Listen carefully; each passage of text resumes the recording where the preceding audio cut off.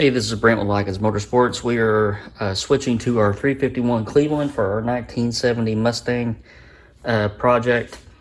And these are the Eagle rods that we're going to be using with this build. It's going to be a stock stroke, stock rod journal. These are the quickest and easiest aftermarket rod to grab when dealing with a stock rod journal Cleveland. These are Eagle H-beams. They use a 912 pin, which is the factory pin size, and a 2310 rod journal. So Pistons are here, and our Race Tech Pistons, I'll show those in a second. And we're going to start mocking some things up for this build because the block is finished as well. And we'll get to that in a minute as well. But for the time being, we need to stick a bore gauge in these and make sure that the big ends are round and straight as they should be. And I'm going to grab my mic and my bore gauge and show you how to do that. All right, so big end bore spec for a Cleveland rod journal, and it should be a 351 Windsor rod journal too, is 2.4361 to 2.4369. So I've got my mic set to the low end of that spec. We're not really concerned about if it's on spec or not on spec. I can adjust with the bearings if I have to, but the main concern is that these housing bores are round. They need to be round from the top to the bottom and straight. So I've already got my bore mic set to my micrometer, and we're just gonna so they are about 1/10 out of spec, which is pretty good as far as being on size. Now I can go on down, and we're still at about 2/10 out of spec. I'm going to check them 90 degrees to that, if I can dodge the tangs. Okay, so these are very out around. About, what, 7/10 out around. So I'm going to have these resized. That's why we do this. For Eagle rods are a little bit on that side of precision usually, and they're kind of all over the place. So I'm not going to check all 8, but what I'll do is I'll drop these off at my machinist and let him resize them.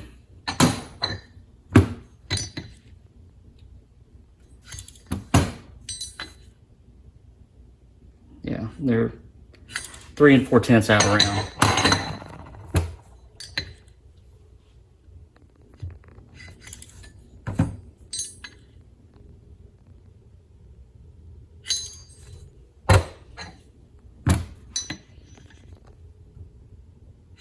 Not a lot of people do this, especially home builders. That's a good one there, or a good, by good I mean pretty far out of spec. So about 2/10 that way.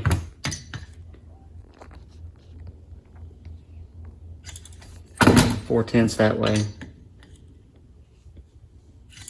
So these need to be corrected.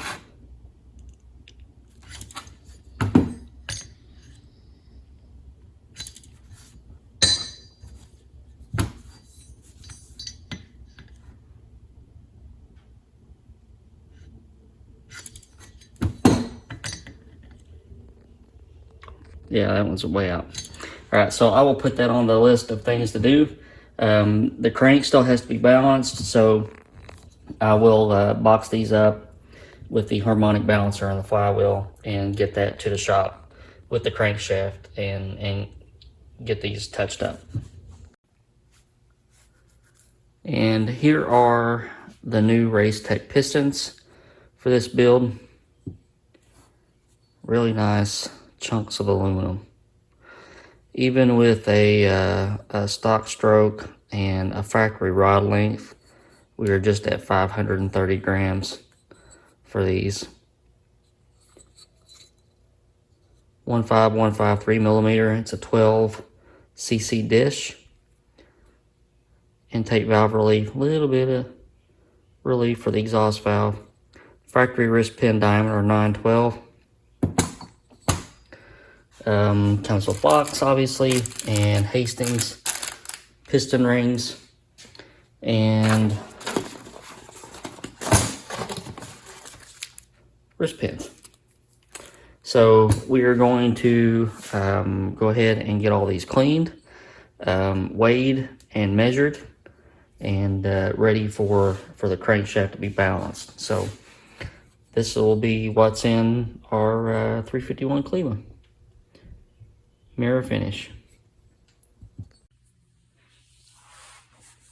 All right, all those have been measured and recorded, so we are ready for our crank to be balanced. And when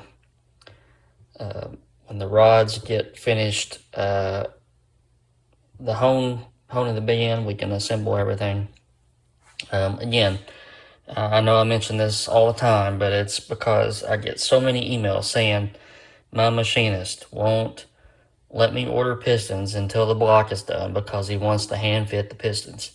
That is old school ways of thinking. And you know, I've showed you this every single video where I unbox a set of pistons.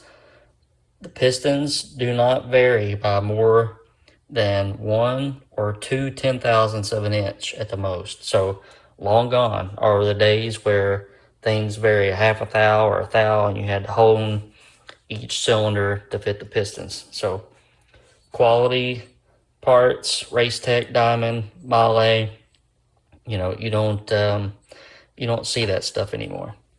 So got all that done. I also just wanted to show you a few things. So all of the nasty vacuum fittings and everything that come off the engine, I trashed. I'm gonna put all brand new stuff back on it. Oil pressure sending unit. This is either a vacuum, I'll have to look back. I think this is a fitting that goes into either the intake manifold or, yeah, it's the intake manifold. Cinders, vacuum fittings. There's one other fitting that I bought that screws into the water pump. Apparently, these engines had some kind of a deal where if it got too hot, it would adjust the ignition timing. I'll probably be leaving that out. Some of that stuff was for old school emissions, and we don't necessarily need all of that. So, but just plugging along. I'm gonna show you the block next. All right, so here's our engine block. Freshly machined. It looks a whole lot different than it did before. Mains have been align honed, bored and honed with deck plates, square decked on the decks. Already got the cam bearings in it, and tested a camshaft. I don't have the camshaft for this engine yet. Bullet is making this one for me. Comp ran out of quarters about the time that I placed the order, so I had to switch gears. Bottoms of the cylinders deburred. So we forgot and left a pipe plug in, and in the process of all the baking and tumbling and everything that the cleaning process the blocks go through, pretty much makes them impossible to get out with an Allen wrench or a hex socket. So I've got this soaked in PB Blaster, and I'm gonna let that soak for a little while, and I'll probably end up using an easy out on it. So we'll see how that I won't be able to do anything until that plug comes out. So which I can't do much anyway. Can't do much anyway because the crank has not been balanced and rods have not been honed yet. I can measure for piston clearance, check to make sure that's right, and I can file my rings, so can do a little bit of work. This block will not be painted until almost the entire engine is put together, so we can paint it all at once. Everybody always gets wound up with oil mods. That's like the battle cry for internet people. Let's go over some Cleveland oil mods. First and foremost, gasket match the oil pump to block flange and smooth that out. I like to tap this hole right here. If I know the block's upside down, but let's go over the oil path. So it comes from the pump out this hole right here into the filter and then back into the block. It ends up right here. This is your main oil gallery for the passenger side lifters and for the mains and rods and everything. If you notice, this coming from the filter intersects this passage. It also intersects this little passage that goes to the cam. So your front main bearing gets double oiled, and by a long shot. So not only does it get a direct shot of the oil that goes to the cam, but it also gets this big whopping hole right here to the mains. So what I do here is this hole is pretty nice for a 1/4-inch pipe tap, and I tap that before the mains are line honed, and I just drill a hole in the plug about the same size as you see for the other mains. The 2, 3, 4, and 5 are different because the mains are fed first, and then it kind of jumps over to your cam bearing. But here's a pipe plug with a hole in it. You just screw that in there, get it nice and tight, and roll on. So let's see, what else can we talk about? I don't use the Moroso restrictor kits. I don't mess with any of that. For a hydraulic roller or a hydraulic flat tappet, unless the lifter bores are just plumb worn out, I don't touch those. But if it's a solid cam where you can bleed oil pressure out under lash, I prefer to use lifter bore bushings, and I bush all of them, and we bush them with a BHJ fixture. I know there are some kits where you can just go crazy with a drill and a reamer and all that stuff, but you end up with some crooked parts if you don't watch. So we use a fixture and get it all nice and trued, and it also trues up the locations from, Ford didn't do everything perfectly. So there is a blueprint for where the lifter bores should be in relation to the cam journals and everything, to cam lobes, and that lifter true fixture puts everything back to blueprint. So I'm gonna flip this over and show you some other stuff. We'll talk more about oiling. Okay, so this is the top of the block. I've got some grinder work to do up here. Want to lay these drains back, and this nasty old cast flash right here on this front drain will make that look better. If you notice, Ford puts a kind of a restrictor in there, looks like that, and sometimes your machinist will pull that out. If you don't put that back in, you'll have some cooling problems. So, and also while we're talking about it, Cleveland's take a specific thermostat. So make sure you get a Cleveland specific thermostat, or you could possibly have some issues as well. So this is the main oil gallery. This feeds pretty much everything. This is on. This is a clean out for your lifter bores on your driver's side. Big block Fords are the same way. Your lifter bore shares the holes for oil going to the mains and to the rods.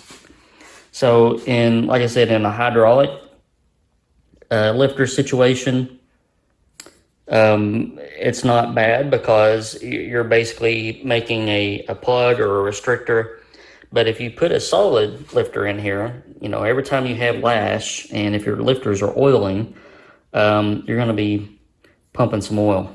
So that's why I like to do the lifter bore bushings on that side.